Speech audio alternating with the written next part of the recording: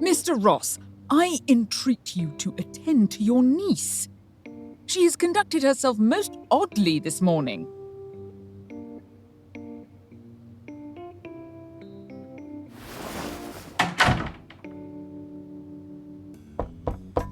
Why are you suddenly in such a bad temper? Your fiancé's carriage will be arriving shortly. He has travelled all the way from the capital. Will you not grant him, at the very least, a brief audience? You are being most unreasonable.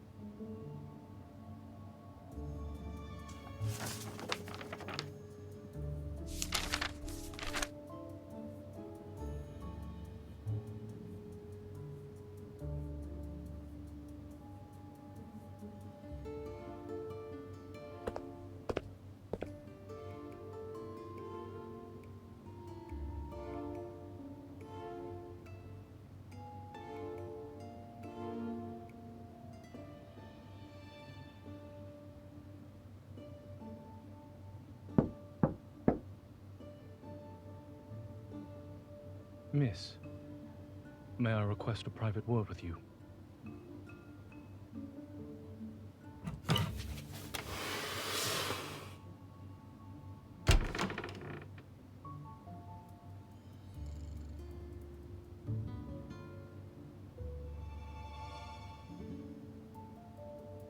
Miss, I must forego the liberty of kissing your hand, for it would be improper given our current circumstance.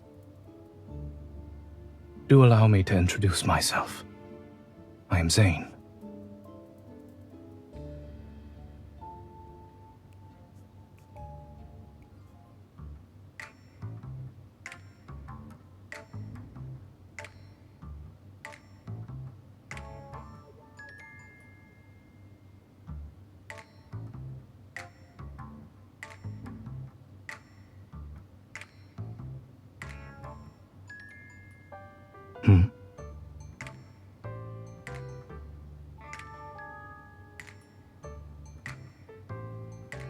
Miss, we share the same desire.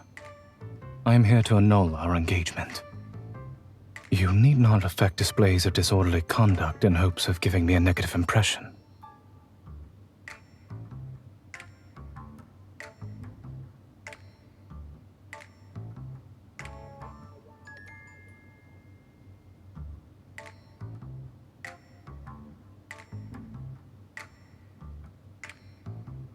If there are no objections to annulling the engagement, we should settle the matter of compensation. I intend to hand you Morley Manor, one of my estates.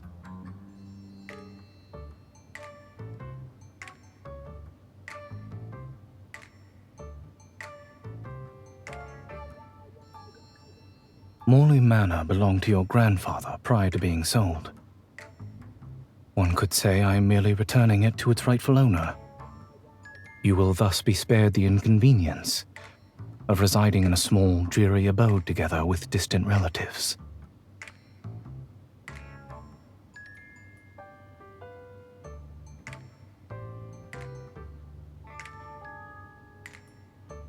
Should you be concerned about gossip following the dissolution of our engagement, my father has a cousin, Lady Herlin, who will soon be visiting the county. She enjoys considerable esteem in the capital, and the young noblewomen she takes under her wing never fail to distinguish themselves during the social season. Every year in late spring, distinguished families host balls and charity dinners.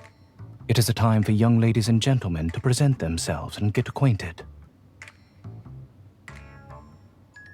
It is merely a suggestion.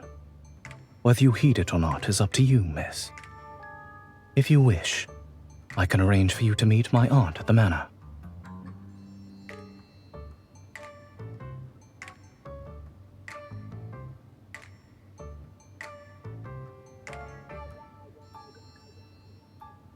After our engagement has been annulled, it would be improper of us to meet as frequently.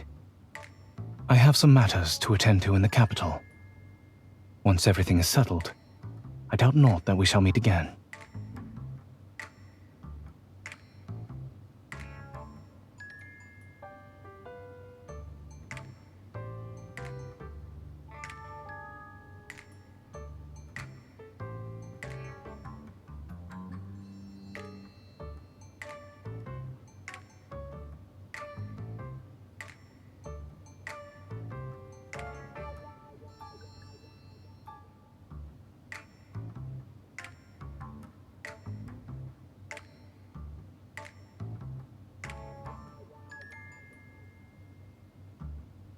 But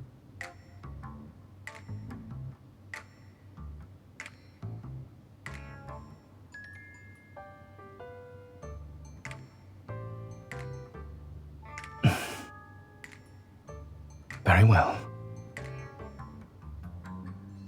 A carriage for Morley Manor shall be waiting for you in 3 days' time. I trust our discussion will bring about a satisfactory resolution for the two of us.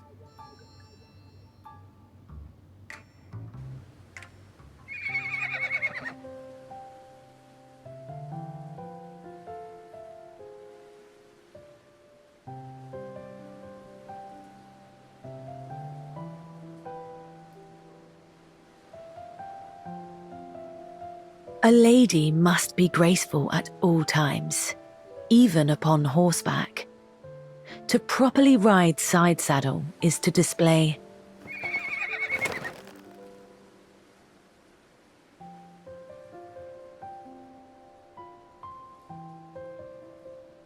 How curious. You are the second person to advise me so. The first was Zayne. Indeed. You should talk to each other some more over the coming days. You might find you have much in common. He returned just the day before yesterday. Though he may not be found too often at the manor, you are bound to see him sooner or later.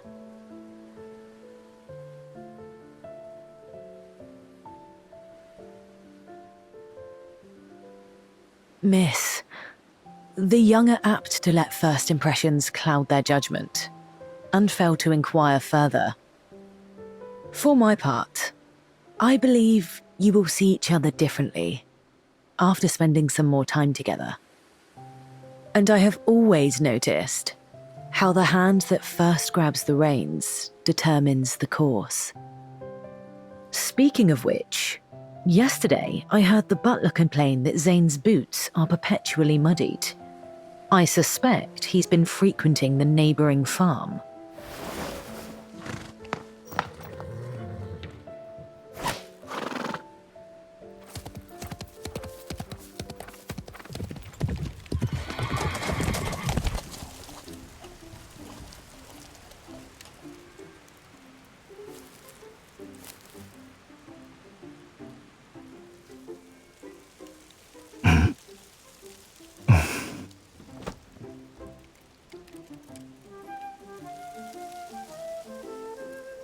Do you often pry into the affairs of others?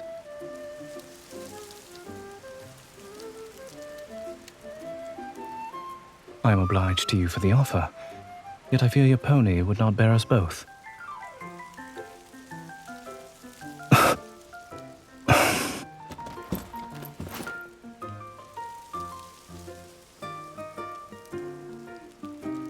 Miss,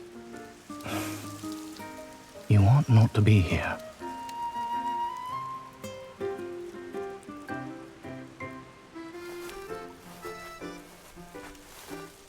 Your curiosity regarding me knows no bounds.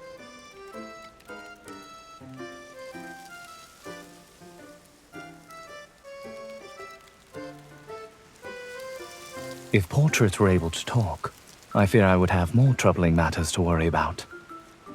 This farm forms part of my property in Keratin County. I have neither the time nor the inclination to manage someone else's estate.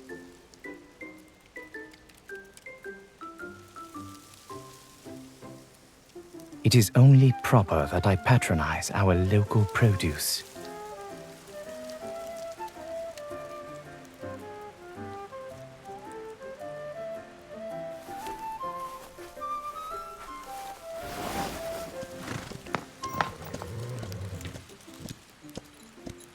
I do not generally contend on foot with one mounted on horseback.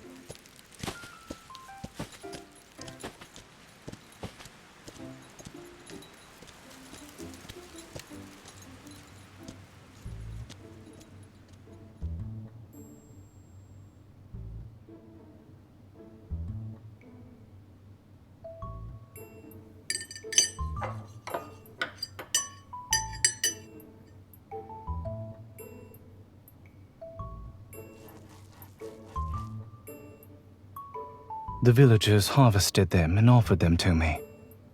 To refuse would have been uncivil. If this does not suit your taste, we may dine apart.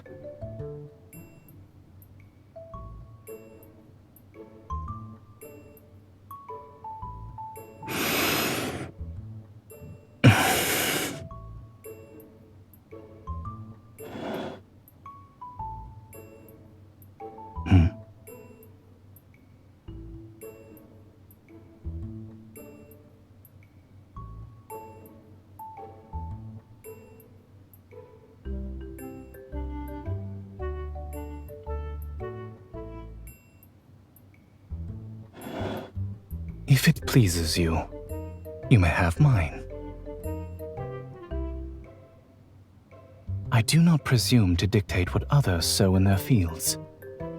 You, however, do ask a great many questions, yet without ever disclosing your purpose.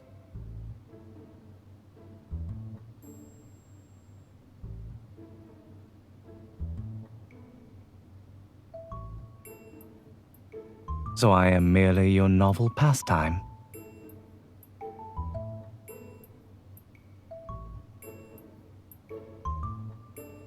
A most generous offer. I am to take you sightseeing, and in exchange, you are to unburden me of my harvest.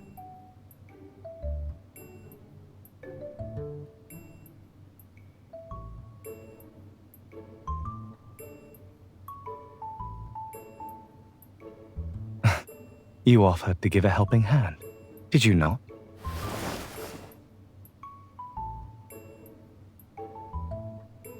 I had not intended that you should drink it all at once.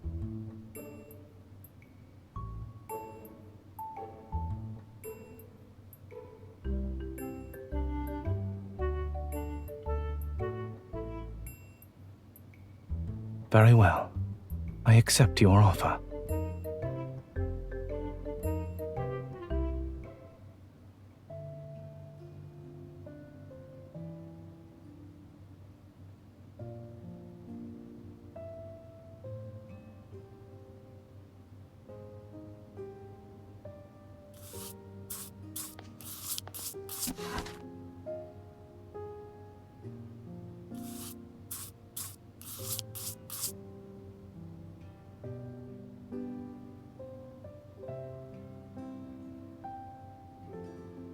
If you would avoid attracting notice, I advise picking a slimmer volume.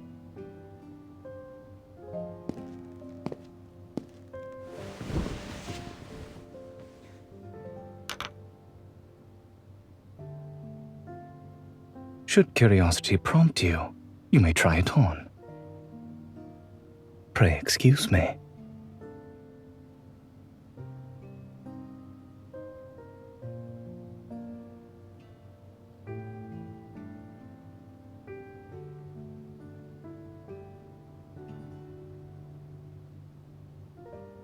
Do not open your eyes too hastily.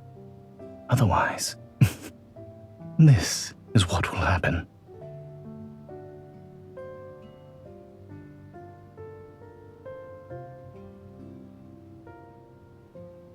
If not the monocle, perhaps it is these volumes that engage your interest.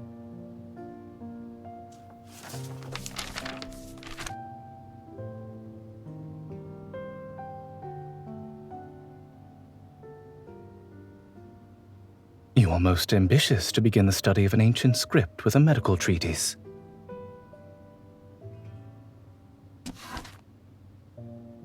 Here is the translation, if you wish to consult it. It is not likely to be published anytime soon. You must content yourself with the manuscript. It is but a humble compilation of my own. Should you discover any errors, pray bring them to my notice.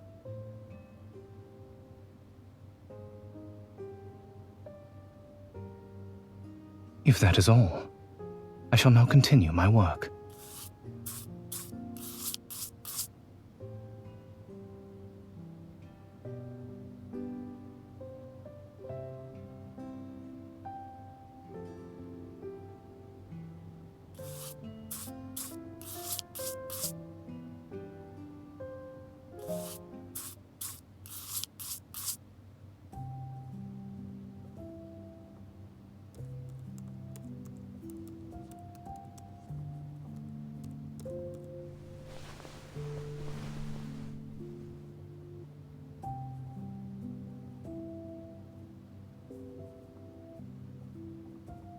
I had not expected my translation to prove so very soporific. What did you dream of?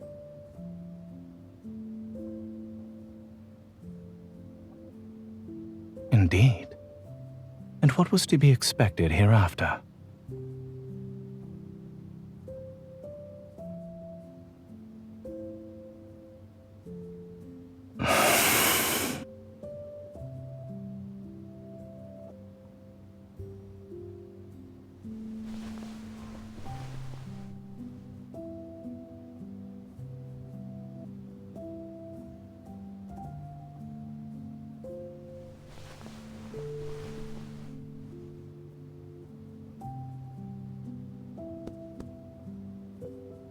You say you knew what was to come.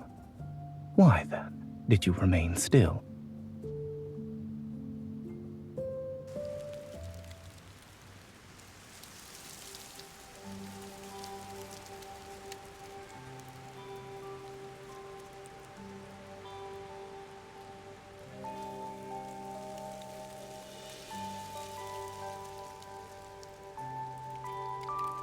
Keep out of the rain. Should you develop a fever, infuse this powder of willow bark in water and drink it. Mr. Zayne, we have little with which to repay your kindness. Pray accept these sweet cakes. Very well, but do take greater care with that sickle. I shall not attend you a second time.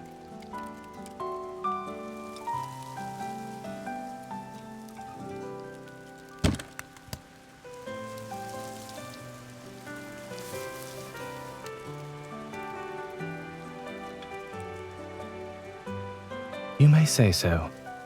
The subjects of my research happen to be remarkably talkative. You have. Whence arises this sudden interest?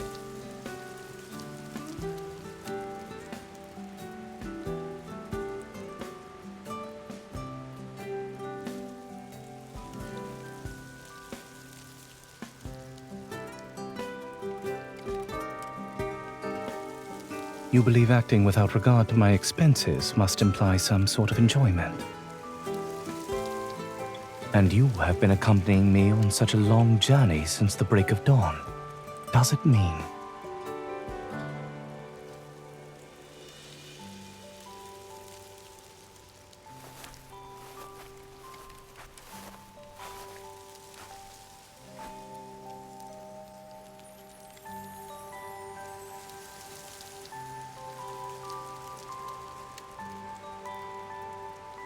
More or less so, yes.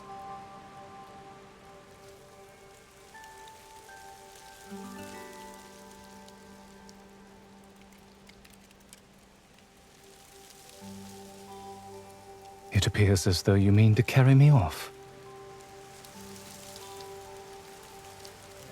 That is quite a high recommendation. I should very much like to make his acquaintance.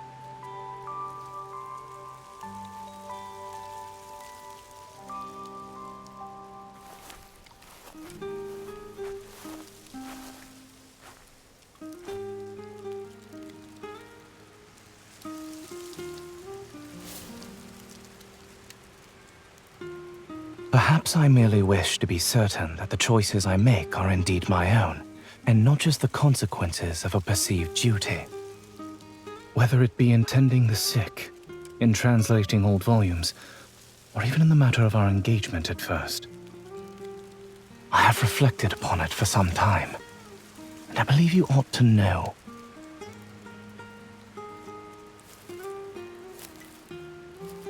I will speak plainly. I now see you in a different light. Yet, I do not regret annulling our engagement. You are clever, witty, and exceedingly fair. Such qualities as these might win a heart with uncommon expedition. You possess a vision and a path manifestly different from those who see marriage as the main purpose of this earthly life. It is meet that you choose the right person for yourself, rather than letting another determine what is best for you.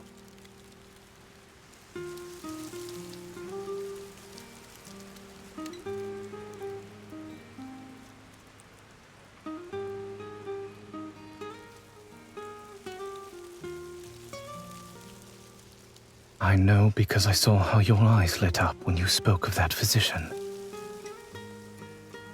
That is why your future ought not to be bound by an engagement made for you beforehand.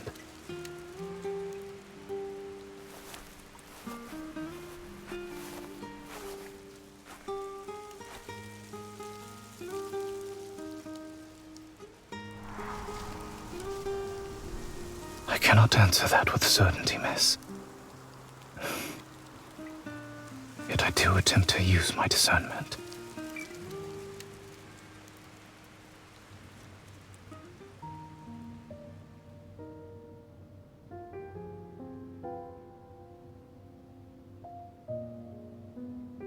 I haven't seen you in a while.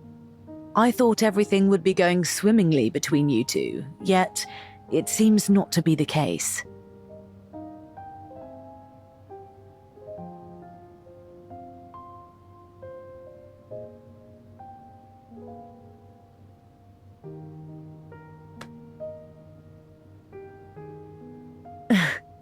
Pray leave this matter to me, miss. The social season is drawing near in the capital. If you are to make your debut at the ball, you must have a partner with whom to practice.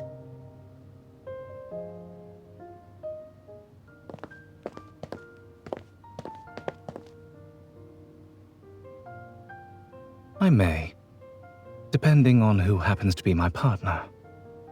One may always plead an aversion to dancing as a polite refusal to an unwelcome invitation. They say that practice makes perfect. To refuse demands practice as well. Come, try declining my invitation to dance. If you do not practice beforehand, then at the ball. Lady Harlan informed me that you are looking forward to the ball that will be held in the capital, and that you've been preparing rather earnestly.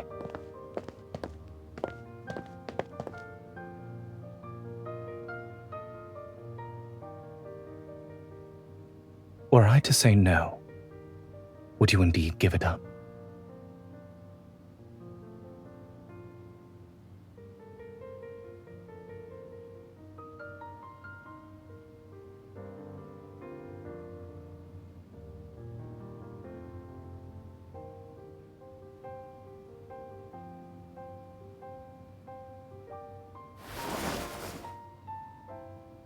Is that all you seek in a lifetime companion?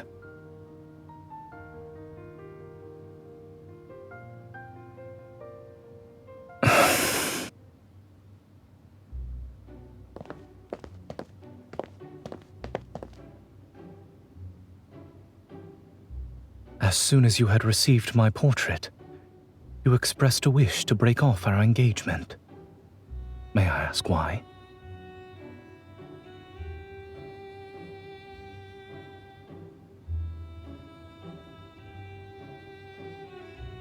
Did you find my appearance disagreeable?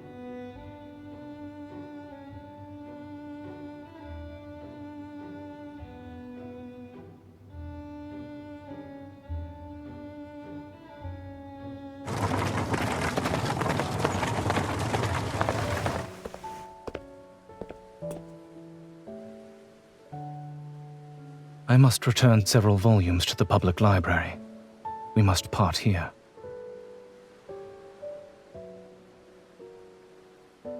Then he must secure a carriage of his own.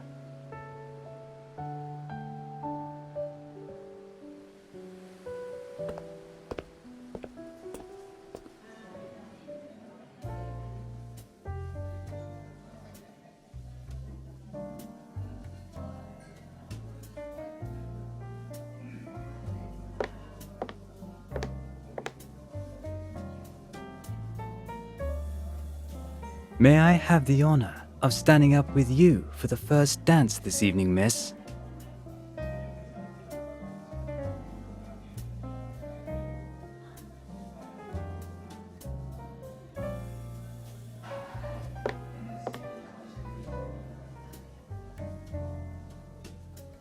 Were another gentleman to ask you, would your answer be any different? A matter of greater consequence detained me. Miss, this evening is more than a mere occasion for merriment. It marks your entrance into high society.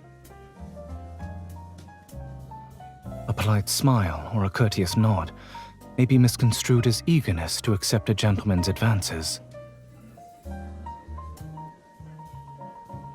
I'm not doubting the acuity of your discernment. However, accepting a stranger's hand during the ball is often enough to kindle idle tongues. I suspect even Lady Herlin neglected to caution you on this point.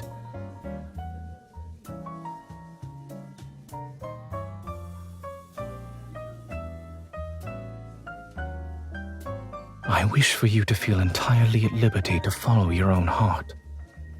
Yet, I would also hope not to see you in trouble. To forbid your attendance would itself be but another restraint upon your liberty.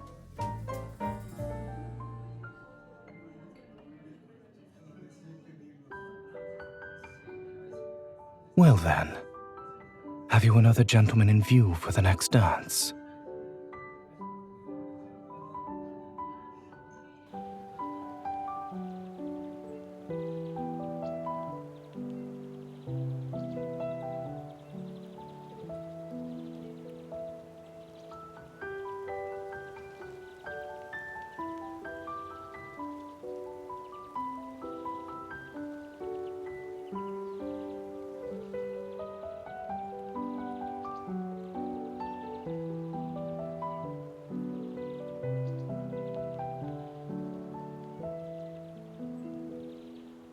I happen to need to retrieve from the capital documents relating to the transfer of the manor. This should take about 4 or 5 days. It will be but a brief separation. Morley Manor will remain in its usual place. We'll be having afternoon tea at this table again before long.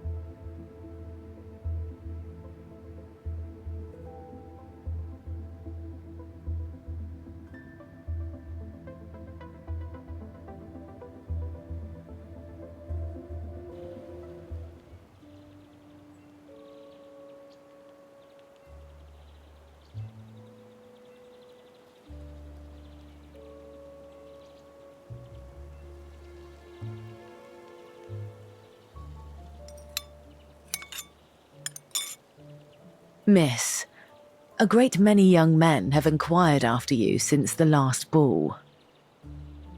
But none compare with Zayne. Is that right? After the engagement was annulled, he was worried you might be treated unfairly upon entering high society, so he pulled quite a few strings to smooth things over for you. I had not planned to vacation in Carrollton County. He had to insist thrice before I at last consented. Actions, my dear, are often more eloquent than words. But he has been holding his tongue for a good while now. I fear we shall have to resort to more extraordinary means.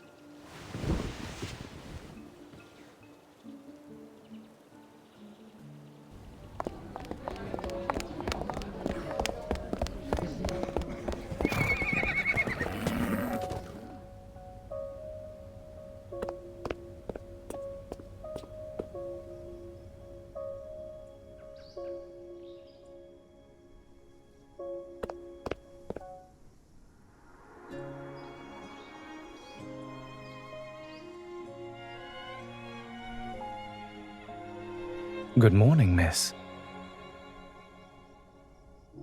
Mostly nice. The sky was occasionally overcast. Yes, there were no issues at all.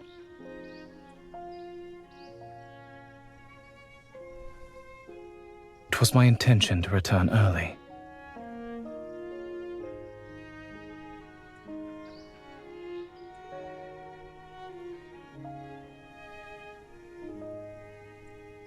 That is because you have always managed to discern the rest for yourself.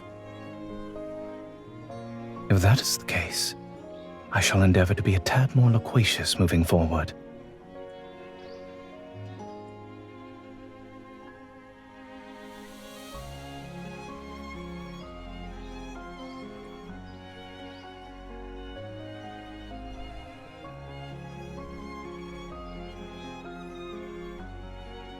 Do enlighten me.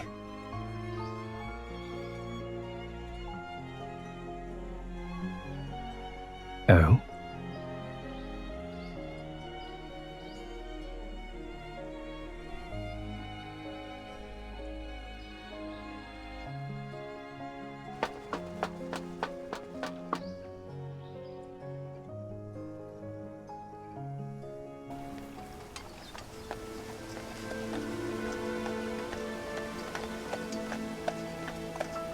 Stop.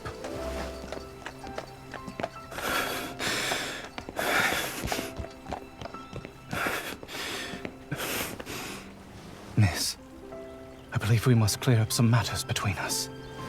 Pray allow me a moment.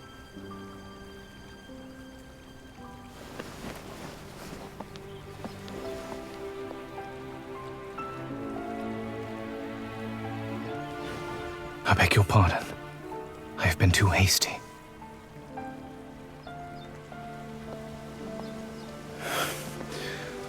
I always thought I ought to be more prudent in discussing such matters with you.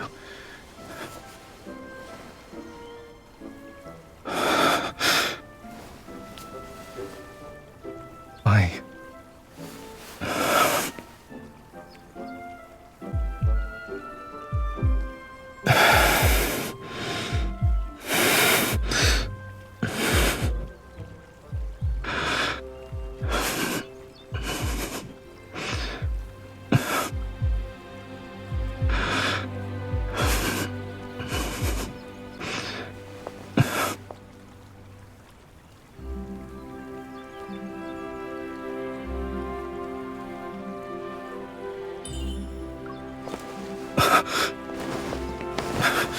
Pray forgive me. Pray forgive me for coming here. I do not mean to press you for an answer. Yet if I were not to speak up now, I would risk losing the most precious opportunity of my life. I hastened to conclude my business and returned earlier than I had intended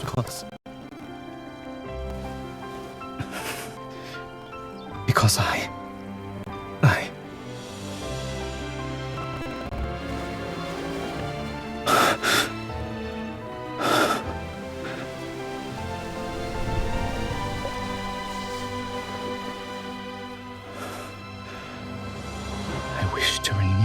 engagement.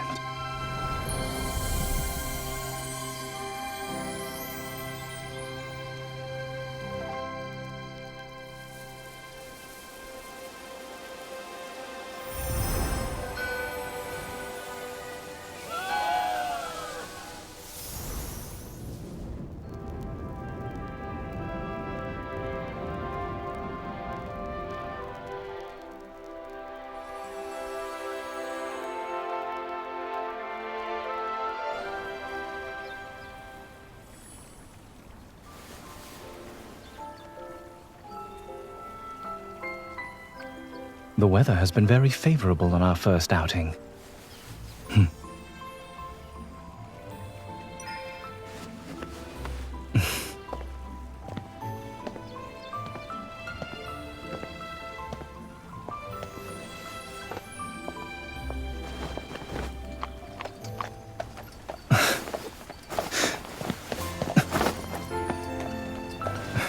I would rather sit beside you today.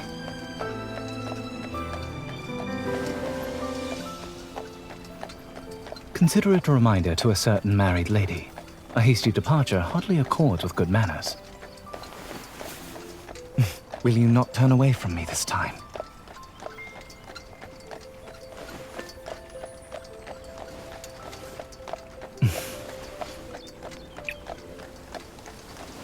I am honored, my lady.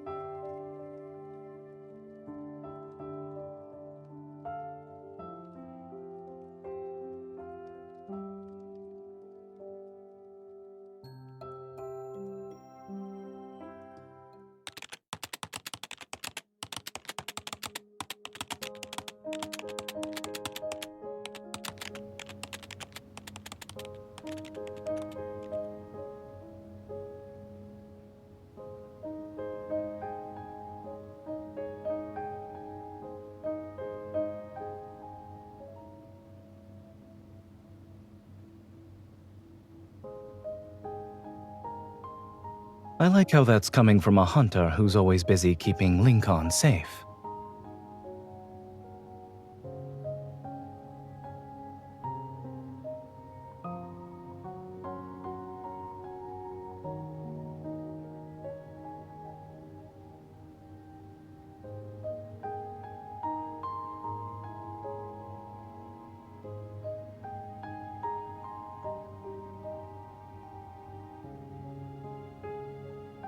I can only read a little so far. That's why I'm merely a medical consultant, not a translator.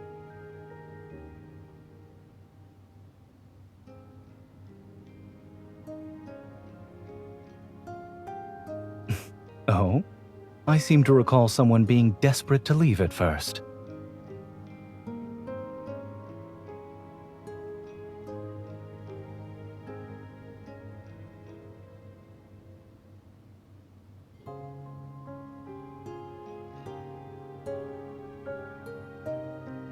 It was the opposite, actually.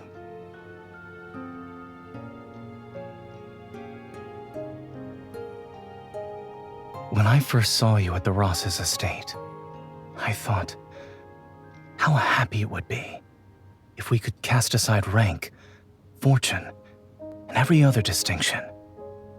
And if this young lady might choose me entirely of her own accord.